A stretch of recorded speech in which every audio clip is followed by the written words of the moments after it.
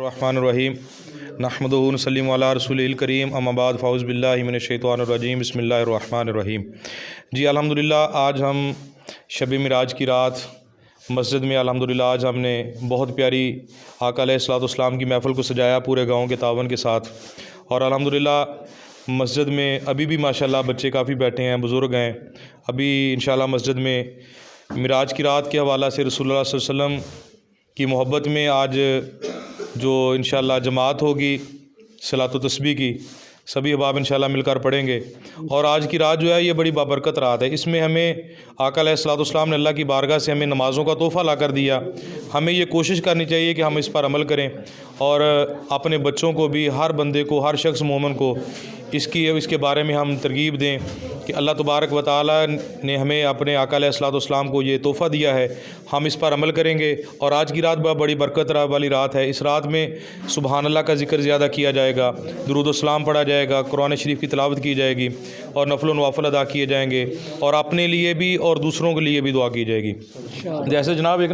بخاری شریف میں حدیث مبارکہ ہے، آقا علیہ الصلوۃ والسلام نے ارشاد فرمایا کہ بہترین شخص وہ ہے جو کسی کے لیے دعا کرتا ہے۔ جب کسی کے لیے ہم دعا کریں گے تو اللہ تعالیٰ کی بارگاہ میں ہمیں یہ تحفہ ضرور ملے گا کہ جب اللہ تبارک و تعالیٰ نے اپنے فرشتوں سے کہا کہ میں اپنا ایک نائب بنانے والا ہوں، تو فرشتوں نے کہا کہ یا اللہ اپنا نائب بنائے گا، دنیا میں جائے گا، قتل و غارت کریں گے، خون ریزیاں کریں گے، تیرا حکم نہیں مانیں گے۔ تو جب ہم اپنے ہاتھ اٹھا کر دعا کریں گے نا، یا اللہ فلاں بندہ بیمار ہے اسے دعا شفا دے دے، یا اللہ فلاں بندہ پریشان ہے اسے شفا دے دے، جب ہم یہ دعا کریں گے نا تو اللہ تبارک و تعالیٰ بڑے فخر سے کہے گا فرشتوں وہ دیکھو تم کہتے تھے کہ وہ بندے بنائے گا، خون ریزیاں کریں گے، قتل و غارت کریں گے، تیرا حکم نہیں مانیں گے، آج دیکھو میرے بندے اپنے آپ کو چھوڑ کر خود بھی پریشان ہیں، لیکن اپنی پریشانی کو چھوڑ کر میرے بندوں کے لیے یہ دعا کر رہے ہیں۔ تو اللہ تبارک و تعالیٰ بڑے فخر سے اپنے فرشتوں سے کہے گا، اور پھر جب کسی کے لیے ہم دعا کریں گے تو اللہ تعالیٰ اس کی برکت سے ہماری پریشانی بھی آسان کر دے گا۔ اللہ کی بارگاہ میں یہ عاجزانہ التجا بھی ہے،